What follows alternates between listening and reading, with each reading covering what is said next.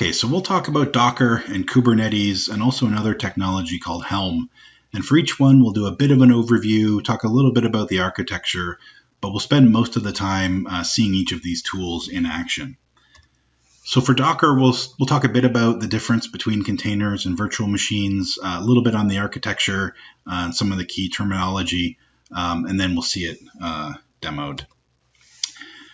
So one of the first things that most people, including myself, had to wrap their heads around when first getting started with Docker is what is the difference between a container and a virtual machine?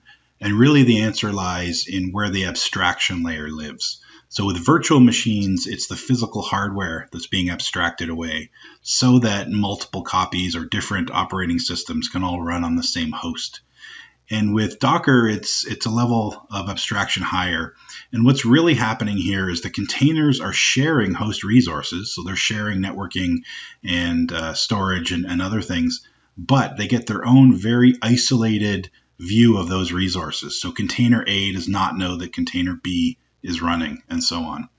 The best mental model to have here is that containers are basically processes running on your host, not full VMs with full operating systems. So what this means in practice is containers are generally much smaller and start much more quickly than their VM counterparts would. And that's mostly because to start a container, you're not starting up a whole OS and the associated boot process. When we look at the overall Docker architecture, it's relatively straightforward. You interact with Docker with a set of client tools. The primary client tool is what we'll see. It's the Docker command line tool. You can do everything you need to do with Docker with that. There are also some APIs for programmatic use.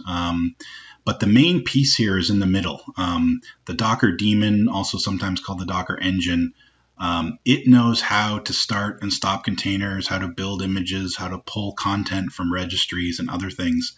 And the good news is these boxes don't imply that these things need to run on different machines. In fact, when you install Docker, most people run with the client and the host on the same machine, or the client and the Docker daemon. And if we dive in a little bit on what that Docker engine or daemon is, at its core, it is the Docker daemon. It's the piece that knows how to do all the stuff I mentioned, but it's wrapped in a REST API, which I said is interesting, and you would only ever need to use that if you were trying to do something programmatic. The main interaction is the command line tool. But it's very easy to get started here. So if you're on Windows or Mac, there's a package called Docker Desktop, which is a pretty simple install. And with that, you get everything you need. You get the Docker command line, you get the Docker engine started up. And recently they've added Kubernetes support. So you can actually start a single node Kubernetes all on your laptop and experiment that way, which is really handy. If you're on Linux, it's a more of a native install process, but also very, very simple. And so there's lots of documentation on the web for how to get started. Some of the key terminology is important to understand. A lot of people get tripped up on the difference between an image and a container, or they use those terms interchangeably. An image is actually the static read-only file that describes how to run a container. So when you're out in places like Docker Hub or registries that store these things, what you're searching for are images. And again, the way to think of them is files. In fact, under the covers, they're files made up of a bunch of layers that build on one another. And because of that, Docker is able to make very good use of caching for speeding up downloads and uploads and other things. But the image is the thing that gets stored in the registry and the thing that you download to run a container. As soon as you start an image, that's when the process gets running on your host, and that is a container. If you get into the business of building your own images, so for example, maybe I want to take a web server, I want to install my web app on it, and I want to package that up as an image, share it with my friends or end users, and let them run it. That is where you use a Docker file. And we'll see a simple Docker file in a bit, but a Docker file is basically a simple text file with a bunch of commands in it saying how to build an image. So the basic workflow is down here on the right.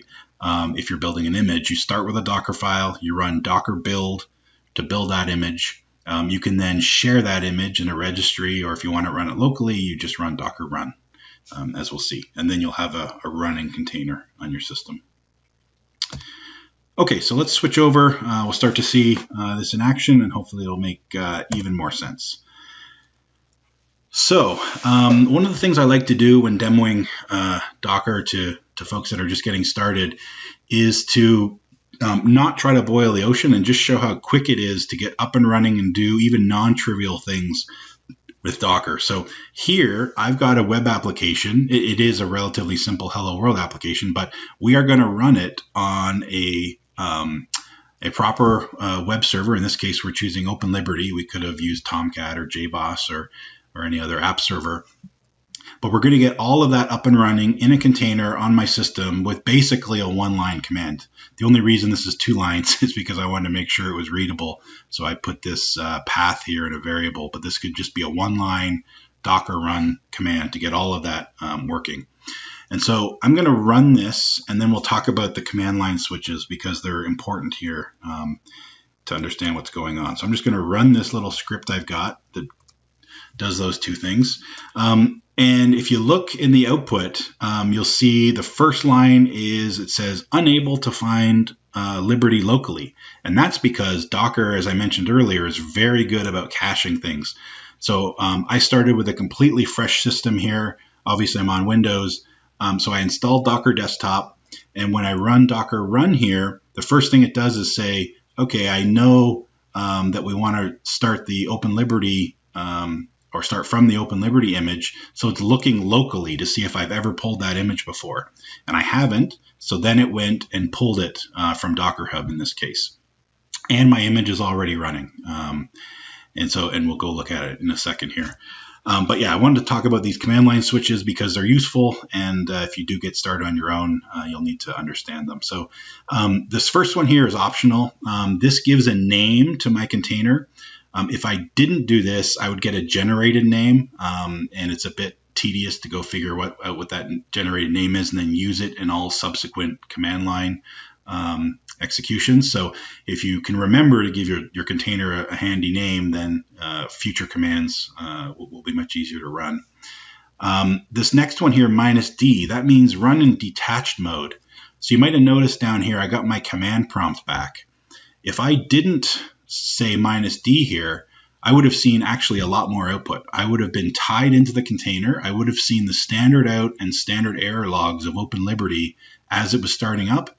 And I wouldn't get my command prompt back because I was effectively attached to the container. I didn't want that in this case, so I just used the -d. If you do run and you're attached, you can always Control-C to get back your command prompt. That doesn't kill the container. It just gets you your command prompt back. This next one is really important, the -p. So basically, if I go out and look at the WebSphere Liberty docs, in fact, on Docker Hub, that's the image I was starting from. As you scroll down, you'll see lots of information, but it'll tell you some things like the fact that by default, the Liberty is going to expose HTTP on port 9080. And that's important. And actually, if I scroll further, I would see the entire Docker run command. So I could have just pasted this in. But what's happening here when I start the Liberty container is Liberty is starting on port 9080 inside its very isolated network. So from outside of that network on my local host here, I could not get to that port unless I run this command, which in -p means publish, or some people think it means port map.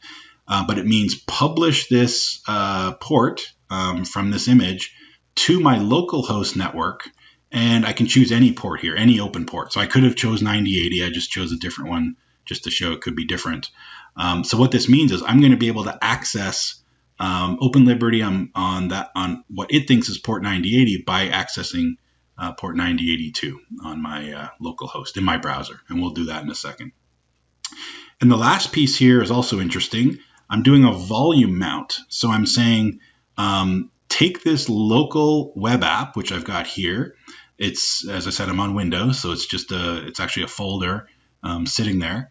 And I'm saying map that folder to a specific path inside the container. So from the container's point of view, it's going to think this is a local folder. And the way this works is, in the case of Liberty, it's always listening for new things being dropped in config drop-ins. So when it starts up and it sees that there's a myapp.war folder there, it'll wake up and actually deploy that application and get it up and running. So as I said, it's actually working here. If I go to localhost 9082 was the port I picked, we'll see Liberty is actually running. And by default, Liberty will use the name of the folder as the app. So I can actually get to my running web application. As I said, it's a simple hello world, but I can get to my running web app this way. So just to point out what's really going on here with that volume mounting, even though the container is running in its own isolated network, just because I specified this part, it's actually pulling in this folder from my main host here, from Windows. So I can actually, in my local editor here, go into my HTML file. I can add some new text, for example. Maybe I'll put in a bunch of garbage characters. I'll save this, and if I go back to my app and refresh, I'll see the updates I just made to my app. So this is a very powerful way for developers to work. If I need to build my web application, for example, I don't want to have a local copy of my web server installed or maybe all the development tools needed, I can do those things in containers and volume mount my source code or my web app in this case, and edit things, and I don't have to start or restart containers. So very, very handy for development. In fact, this is one of the ways that Docker starts to take off in a lot of development teams. Is some developers will see the power and start to really adopt it. Okay, so let's say now that I'm happy with my application. Now I want to package up a new image that's going to include my app inside the container, so that I can share it with my end users and they can just run the image and have my app all built in nicely. So as I said, the way you build an image is with a Docker file. This is about the simplest Docker file you could have. In general, they tend to get a little more complicated than this. You can open up ports and you can set environment variables and do all kinds of things in a Docker file. But in this case, we're just going to do exactly what we did at the command line there.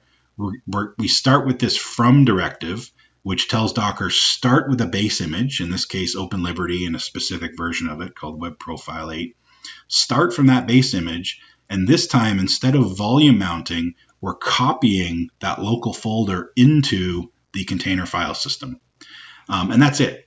And so to build this thing, it's as simple as it can get, really. I'm running a Docker build command. I'll do this from the command line down here.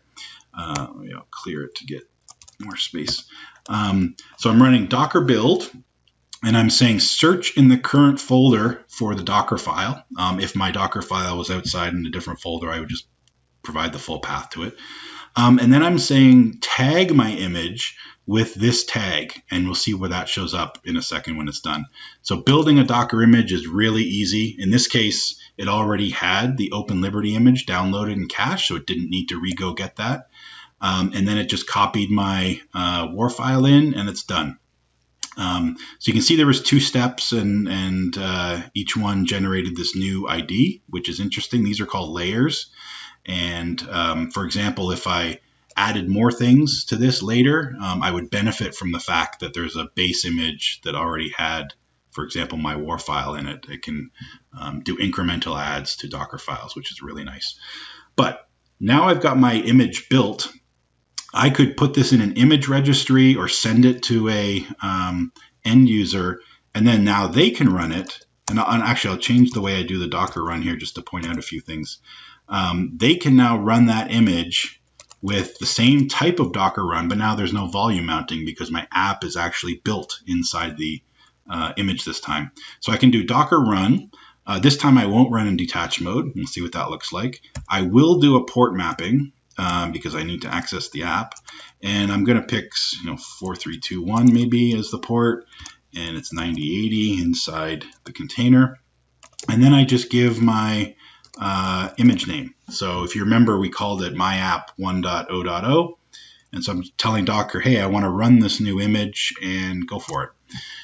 So this time, because I didn't run in detached mode, you're going to notice from the command prompt here, we're seeing the standard out and standard error from OpenLiberty. I'm effectively attached into that container. And so Liberty's starting up at the moment. At some point, it's going to find that there's a new application. There it is, my app. And yeah, the server's up and running now. So let's see, I chose 4321. So if I go to a browser now and go localhost 4321 my app, there's my application running with those changes I made because I had saved those changes, and so those got bundled into the app.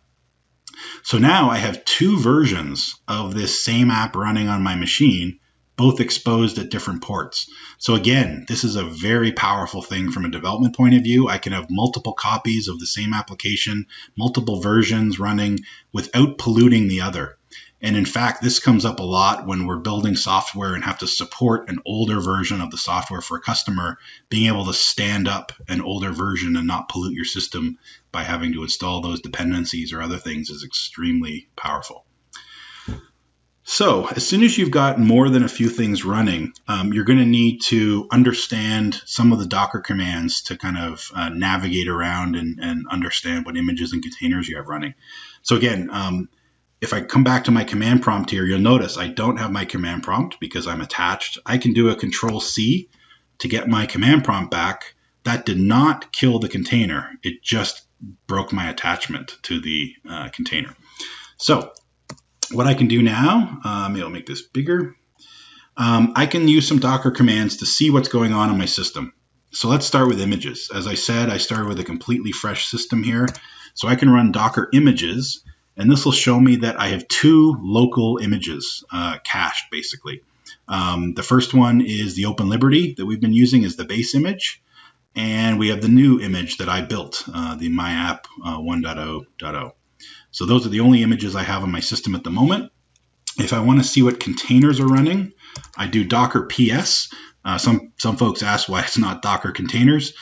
PS stands for process status. So this is even more indication of really containers or processes running on your host. So if I do Docker PS, I'll see there's actually two containers running, and these are the ones that we've just started. You should see enough information in here to understand what's going on. If you remember the first one that we started, I chose my name, my app, for my container. So I can now interact with that container using that name. For the second run, where I ran the built application, I didn't choose a name, so I got one generated for me, in this case, Naughty Bell. So if I want to do anything else with this container, I either use that generated name or I can use the container ID. So for example, I can start and stop containers very easily. I can do Docker stop my app, and this will stop almost immediately. And when I do a Docker PS again, we'll see it's not running. So it stopped that first one I created. If I want to get it going again, I literally just do a Docker start and it'll start back up. And if I do Docker PS, now it's back again. So really easy to get started that way. If you need to start doing troubleshooting, especially when you start getting into building your own images and running your own containers, Docker provides tons of capability at the command line to do that. I'll show you some examples here. So first things first, let's get a look at the logs. So if I do Docker logs my app, this is going to show me for that container that we've actually started twice now. If you remember, we started at the very beginning, then I stopped it just now and started it again. We're going to see all the logs. So this first set is when it first launched, and the second set is this most recent launch. So you can get the logs really easy that way. Could also do a Docker exec, which is really powerful. You can run commands inside the container and see the results here. So for example, let's say I know that OpenLiberty stores its server configuration in a specific server XML. I can do Docker exec my app And then I can do cat, or show me the contents of config server XML. And this is going to go show me, this is going to basically do that command on the system and show me the output. So this is from the container itself. Even more powerful is I can actually run an interactive shell inside that container. So if I want to log in now to my Liberty container and poke around in Bash or any other shell that is installed there, I can do it like this. I can say docker exec interactive and my app, and I want to run Bash. And this is going to land me in a command prompt where now I'm in the Linux file system. So I can, poke around, and if I could type, I can poke around in here and start seeing what's going on, and all kinds of other things like that. So really easy to do that. And then also, if I ever needed to copy a file out of a container back to my local system, for example, some huge log file or something, there's another command called docker copy, where you can do things like my app config server XML, and I want to copy it locally to server XML. And this should, if I did that right, now in my local system here, I have that server XML copied out of the container. And so this is really helpful when you want to pull things out. So hopefully that made sense. I went through that pretty quickly, but basically you can do things with Docker with just a few commands, and most people are up and running in an hour or less, and starting to understand the concepts. The really exciting thing is that when you go search in Docker Hub, there are all kinds of images there. Most of the tools that development teams use these days, especially the open source ones, will all be in here. One thing we and this is just a point for anyone who starts to promote Docker internally, one thing we do in HCL is, if I search for Java, I'm going to find a whole bunch of stuff in here. Some are going to be tagged like this with official image, and they'll have millions of downloads. But if I scroll down here, maybe I'd have to go to other pages, but there'll be some where they're kind of personal images someone has built. So, this one, whatever this is, has 168 downloads. So a best practice here is you tell your teams to only ever pull official images or images with millions of downloads, with the hope that means they're a little bit more tested or stable. Another approach for this is a lot of companies will not allow any image pulling from Docker Hub. Instead, they stand up their own Docker registry internally, and some team is responsible for vetting images and putting them there. So everyone is only ever pulling from the internal registry, which is actually much, much more safe. Okay, so if we go back to the presentation, did want to switch gears to Kubernetes. And Kubernetes sort of is the logical extension to, as soon as you've got your feet wet with Docker, you start to ask a bunch of questions. Things like, I've built one container, maybe I've built 3 containers and they need to talk to each other now, maybe a database and a server and a back end and a front end, and how do these things connect? Can we actually use these things to ship product to customers, is another question we get a lot internally. Does that make sense, or what are the use cases that work there? If I want to actually run containerized applications outside of my machine, how do I do that? What sorts of environments do I need, and so on? So this is where Kubernetes comes in. And a couple of years ago, there was a real battle over container orchestration platforms. Docker Swarm and some others were popular. Kubernetes has effectively won the orchestration battle. So when we say container orchestration, we mean Kubernetes. And most people in the industry seem to have reached that same conclusion. So I wanted to show the high-level view of Kubernetes architecture, mainly to say, don't worry about this. If you start to read about Kubernetes, you can very easily land in a diagram like this, where in practice, most Kubernetes users don't need to know any of this. This is the internal architecture of Kubernetes, and things like kubelets and kubeproxy are processes that run to support Kubernetes, but end users don't need to know these things. So the message here is, if you do start your own Kubernetes investigation, don't get bogged down in detail. Instead, try to focus from the bottom up, and I'll show you that in a second here. Kubernetes is really interesting as a platform.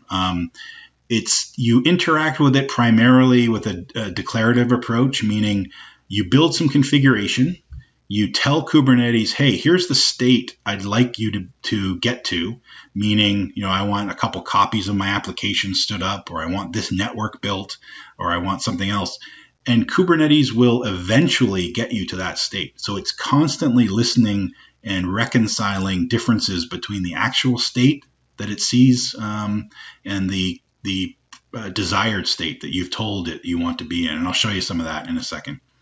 But some of the key Kubernetes objects that end users actually need to know, so as opposed to that previous slide, things that users really need to know are pods, services, namespaces, deployments, and others. I'll show you most of these, but getting started, you definitely need to know what a pod and a deployment and a service is.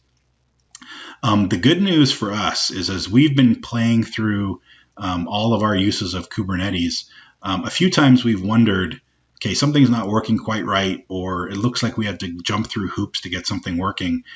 And you start to think that maybe you've got a unique problem that Kubernetes is not well built to solve. And in almost all cases, someone's already solved it. So, there's lots of companies out there that are running their business on Kubernetes, doing, tens of thousands or millions of containers being stood up. And so people have been through the battle here.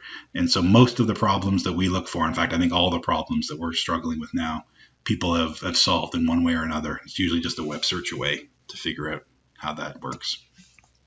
So to get a grasp of the key Kubernetes concepts, I think it's better to start, as I said, from the ground up.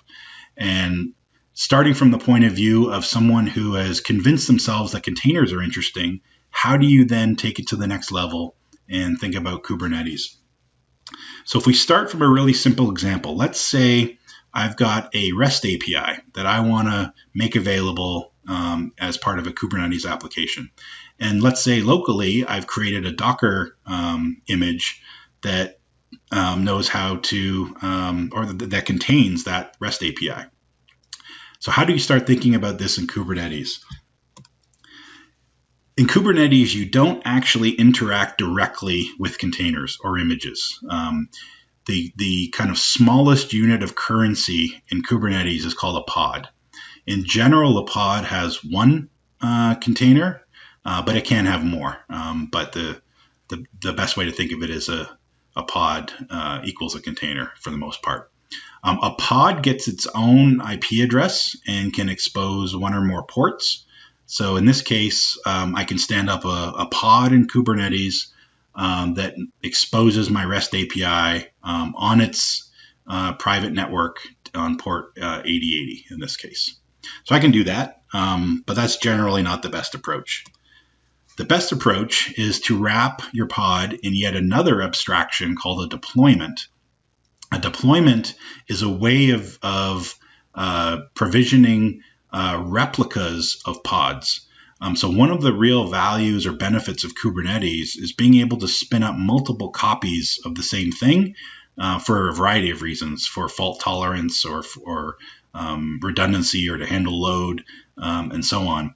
So if I want to stand up multiple copies of my REST API container, I can do that. And I can declare all of that in a relatively simple deployment. And I'll show you that in a second as well. The interesting part about deployments and pods is they are not accessible to anything running outside the cluster, and in some cases not even to things running inside the cluster. The way you expose your function is with yet another abstraction called a service. And the service plays a very, very important role. So the way Kubernetes thinks about pods is they are effectively ephemeral, meaning they can crash, They can get killed. They can get restarted. And that's goodness. We want the platform to be able to do those kind of things. If it sees a pod is in trouble, Kubernetes can kill it and restart it. The problem with that is if you had clients of that application who needed to respond to pods coming and going and knowing about how the network changed. So, for example, maybe there's a new IP and a new port. That would be absolute chaos. So the service object provides that long-running network endpoint that abstracts away the fact that there's multiple pods behind the scenes. So a service gets its yet another IP address and can expose all of its traffic on any port it likes, but behind the scenes, it's calling one or more pods when someone interacts with that service. And again, the beauty there is clients can interact with this service on a known IP, known port, and the fact that pods might be coming or going behind the scenes is opaque to them. But even with services, you'll notice the IP address there. It's intentionally a 10.x IP address. By default, services are inside the cluster network unless you do extra work to expose them. So typically what you have is something called an ingress that is actually exposed to the outside world, and it knows how to talk to various services. And it can do that with proper routing, subdomain, or path routing, or whatever you need. And the ingress is usually where you do things like terminating TLS or monitoring traffic or other things. The important part here is that the way all of this hangs together is surprisingly simple. I'll show you in the configuration files, but the way a service knows how to refer to pods are really by this simple thing called a selector. It's basically a label, and all pods with that label are considered to be handled by that service. And so yeah, it's probably best I'll show you how all this works. But then, as you build up a more complicated application, maybe you'll have more services and so on with different exposed endpoints. So all of that is, on the previous slide, was really about stateless applications, where it's okay for pods to come and go, perhaps.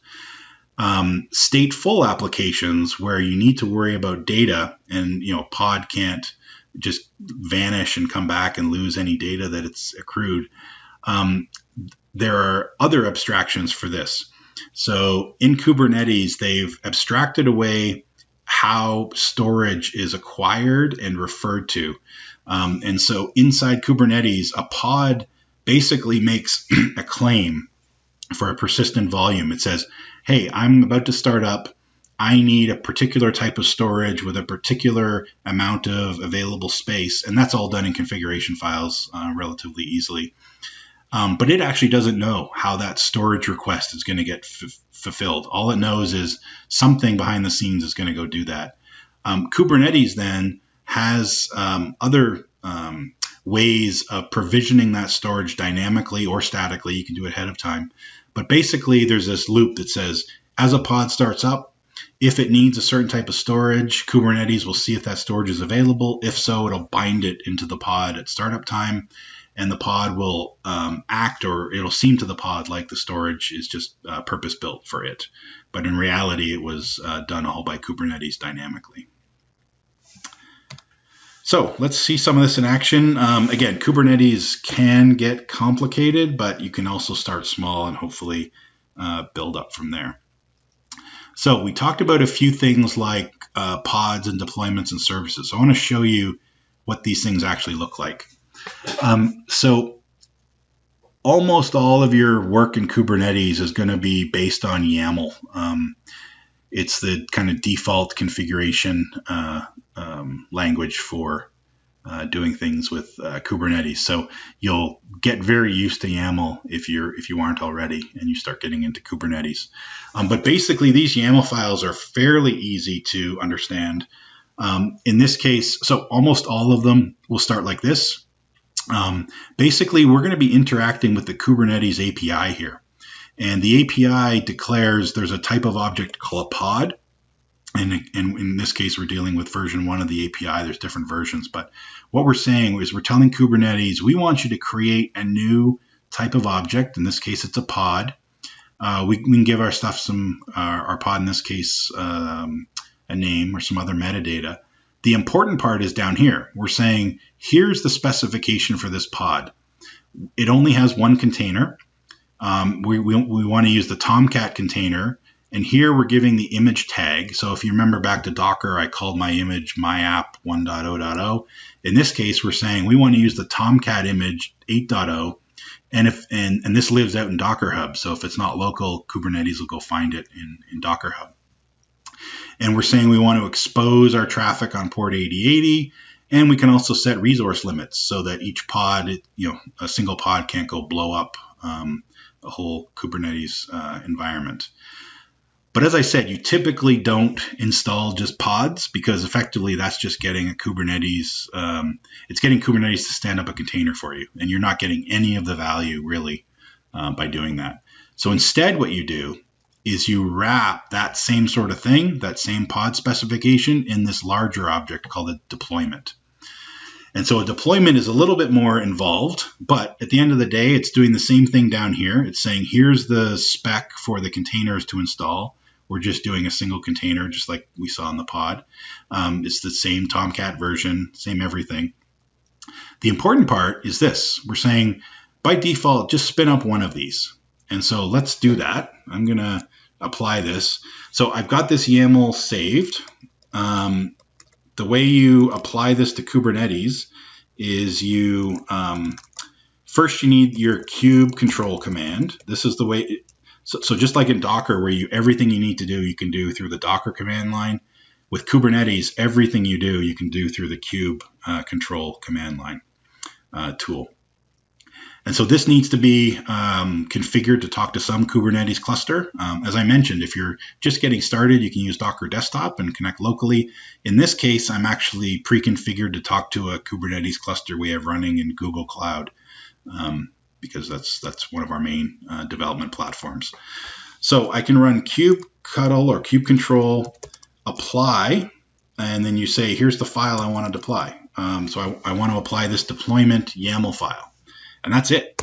So this is going to tell Kubernetes, hey, there's a new configuration to go look at and do something with, and you can see my deployment's been created. So just like in Docker now, I can start to interact with my system and see what's going on with a set of kube control commands. So for example, I can say, show me the deployments. And there should only be one, the one I just did. And I get some stats about it. I can see, oh, it's already ready. It's already up and running. It's been up and running for 18 seconds. So that's good. I can see the pods that were created. So let's take a look at the pods. This is showing me I have a single pod running, which is as expected. It's called Tomcat deployment, and it got some generated hash code here. It's been up and running, so it's good to go. And one of the beauties of Kubernetes, obviously, is the scaling. So literally, if I wanted to right now scale up to some number of pods, I can do that very easily. So I can do kubectl scale. And I need the deployment name, which is, I want to scale this deployment. And I want to now have, let's say, 10 pods. And so this is going to go tell Kubernetes, hey, go scale this up. Now if I do a get pods, I'll see there's 10. And some of them are in various states here. So some are pending, they're just getting started, and so on. So I've got the one that was running. It's been running for 88 seconds. The 9 other ones are just starting up because Kubernetes just kicked that off. There's even a more interesting way, especially when you're learning Kubernetes, to edit and change things on the fly. I don't think people use this in production very much because it's kind of dangerous, but you can do kubectl edit deployment, and then the name of my deployment. This is actually going to bring up a local editor on my Windows system here with the entire configuration of that deployment in my editor, and ready to edit. So I can scroll down here to the replicas. Right here. So we can see it's got 10 because that's what I just changed it to. I can change this back to, let's say, 3. Save this, close my editor, and at that point, it's going to push that configuration I just changed back to Kubernetes. So now if I look at the pods, yep, it already deleted 7 of them. So now I'm back to just 3 that are running. So you can really quickly do things like this, scale and all kinds of stuff like that. As I said, pods on their own are kind of not interesting to run in Kubernetes because they're running inside a cluster network, and there's really not easy ways to access them, for example, from your browser. There actually are ways you can do port forwarding and other things, kind of like we did with the Docker publish, the -p command. But in this case, let's create a service so we can actually interact with our Tomcat application here. So now I want, and if we go back to the slides here, we've done this right now. We have a deployment. We've got a couple pods. In our case, we've got 3. Now we're going to add a service that talks to those 2 pods, but that's going to be the thing that exposes traffic to the outside world. So if I go back here, a service is just more YAML. And in fact, it's even simpler YAML. So in this case, again, we're telling Kubernetes we want to create a new API object, and it's going to be of type service. Here's its name. And the really important part, I mentioned this a little bit, but the really important line in here is the selector. This selector is a name that, if we go back and look at the deployment YAML, it's got the same selectors for its pods. And so this is how the service is going to know what pods it can talk to. So it's a pretty lightweight mapping. It's a really interesting way that they developed this. That they could have done this much more complicated, and where you have to pass around IDs of pods and make sure a service knows all that. But it's a really lightweight way of doing it here, which is very helpful. So if we go back to the service YAML, so it's got the right selector, and then again, the service can expose its traffic on port 80, but it knows to talk to the pods it's going to talk to on the port that they're exposing. So, and those can be different. And then I'm going to create a special type of service here called a load balancer. This is actually going to create me that under the covers, it's going to create me one of those ingress controllers. It's going to give me a public IP address for this service, as we'll see in a second. And this varies across cloud providers, but this is one of the things that Google Cloud and AWS give you, is when you create a load balancer service, you can actually get it to give you a public IP address very easily. So applying this is exactly the same as applying the deployment YAML. I just say kube control, apply -f, and the service. And that's it. My service has been created. So now I can inspect, let me just get to the top here. I can inspect the service objects. Show me services, get services. You can see I have 2 running here. That's because Kubernetes itself has a service running. But the one I just created is here. And so there's my service. It's of type load balancer. It has a cluster IP, but under external IP, you can see it's pending. So what's happening here is Google Cloud is actually waking up and saying, oh, there's a new load balancer. Let's go give it a static IP address. And that should be done relatively quickly. If I do another get, it's probably going to be there. Yep. So now this IP address is actually live. So if I'm lucky, and this is exposed on port 80. So if I'm lucky and I go to here, yep, I'm at Tomcat. So this is Tomcat running in Kubernetes with basically just those 2 YAML files, the deployment YAML telling it what containers to start up, and the service exposing that traffic. Yeah, and then things can get obviously much more complicated. You can set up all kinds of things in Kubernetes. So, for example, you set up your own networks, or you can install tools that will handle this sort of ingress much more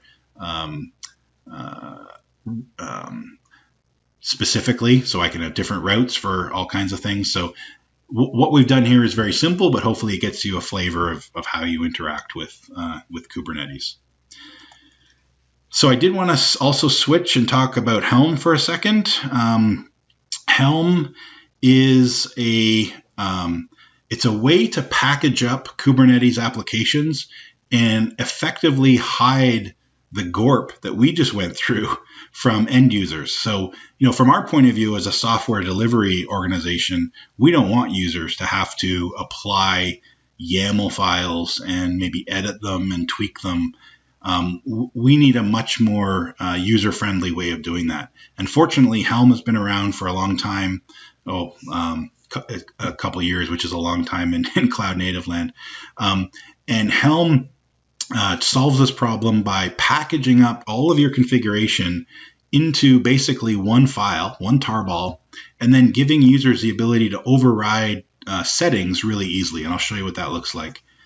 There are other solutions for this. OpenShift from Red Hat has templates and operators and other things, which are different packaging mechanisms. And there's even standards bodies now thinking about, years from now, what are Kubernetes or cloud native applications going to look like, and how should they be bundled?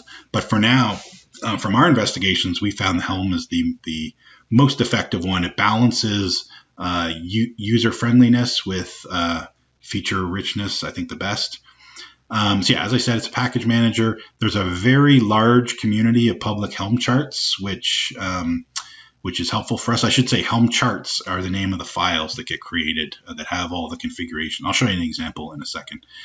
But really what Helm focuses on is providing a nice experience to install, update, rollback, and delete Kubernetes applications. So basically the key lifecycle parts of an application, handling those and making that easy to do. So if I switch over, if I just Google, for example, Helm charts, the first hit is going to be over here in this Git repository. This is a curated set of Helm charts that the Helm and Kubernetes group provides. And there's a few sections in here. One is stable and one is incubator. Incubator is for new stuff that's coming, and there's lots of those that are kind of being tested. We tend to stick with the stable if we're testing things out, and there's lots and lots and lots of charts in here. Most open source projects you've heard of will probably be in here. You can poke around and see what you want to do. For this example, I'm going to use Jenkins because most people have either seen it or played with it. So one of the entries in here will be Jenkins. With all of these Helm charts, especially the ones in Git repos, all of the interesting information is in the top level README, which is made available when you just scroll down a bit. And so usually you'll see something like this. Here's the way to install the Jenkins Helm chart.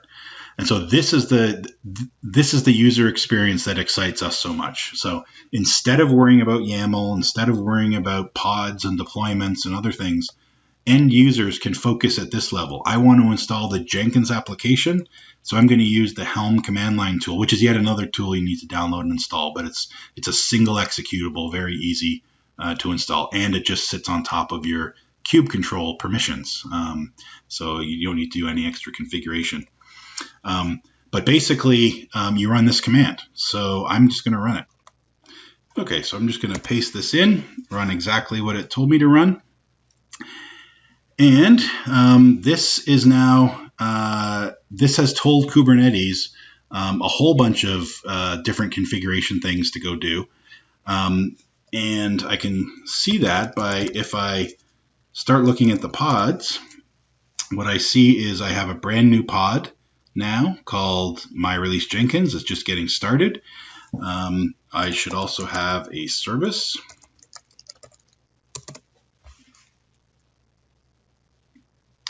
Actually, I have a couple Jenkins services that are already being stood up. And yeah, so this is now deploying Jenkins. Let me just check the pod again, see if it's up. It's almost ready. So one thing I'm going to do here is you'll notice the Jenkins service is not one of those load balancer one. It doesn't have an external IP address.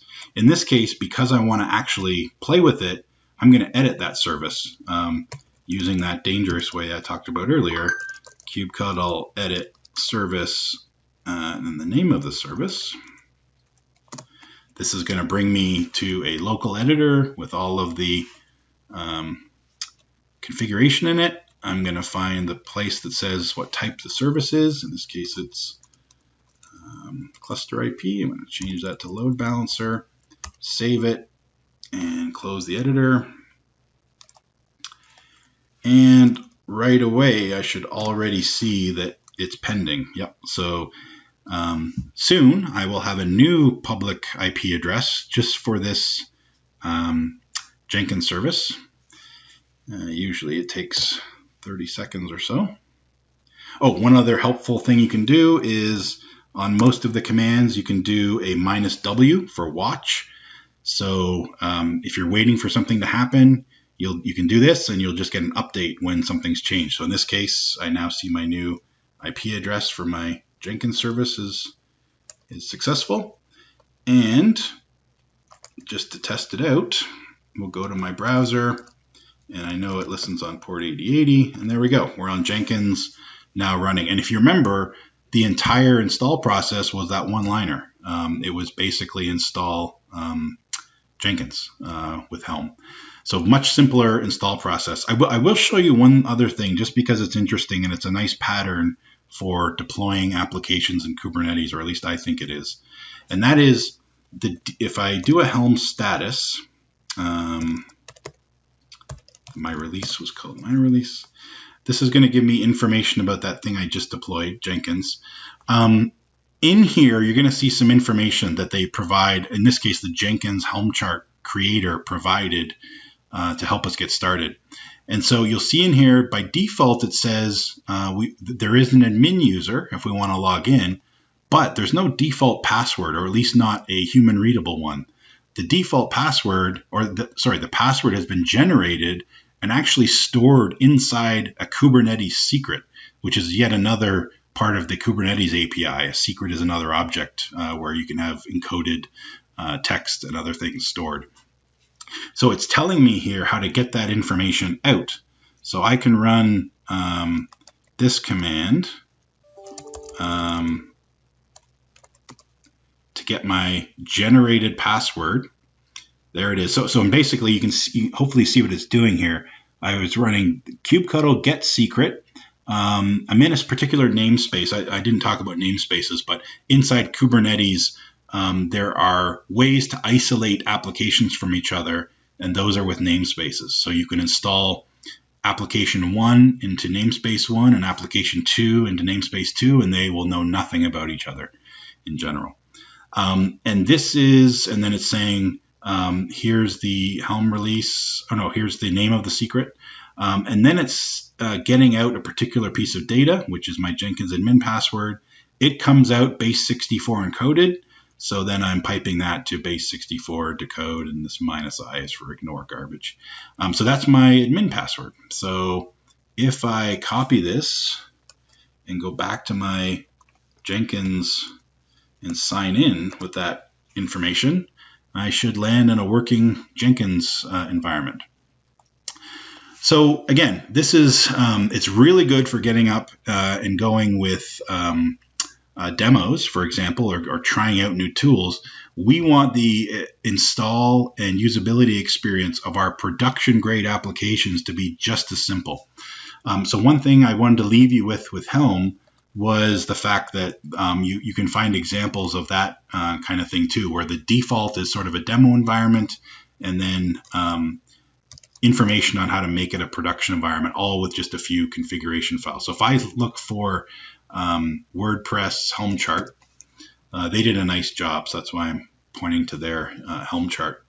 When you scroll down here, again, they have the simple one-liner install, which is nice. That's going to get you a bunch of default configuration, usually meant for demos or trying things out. If you scroll down a bit, there's all kinds of things you could override. And these overrides are with simple little switches you just put on the end of your Helm install command. So it's still a one-liner to install, even if you're overriding these things. But down at the bottom here, they've got a section on production configuration. So if you want to install WordPress in a production, like a high availability type thing, they give you the exact values you need to override. So, I want to use 3 replicas instead of 1 pod, for example. I want to set traffic policies a certain way. I want to set my persistent volumes a different way. So this is the sort of way that we can support both simple quick installs and production grade installs with sort of simple overrides. One other thing I'll show you, just to give you a sense for how simple these overrides are. If I wanted to install, let me delete the Jenkins install I just did. I can do a Helm delete my release, which is the name that I told Helm to use. I can install that same Jenkins thing again, but this time I'm going to override a value, and I just do it like this. I'm going to set, and I better check it here. 1 second. Jenkins Helm chart. This time I want to set the admin password so I don't have to actually look it up. And so if I scroll down on the Jenkins Helm chart page, I'm going to see at some point here there's a value I can override called the master admin password. So for my command line, I would just do this. Maybe I want to make the admin password admin. And that's it. And then if I had more values to override, I could put them all in a file and apply it with a -f here.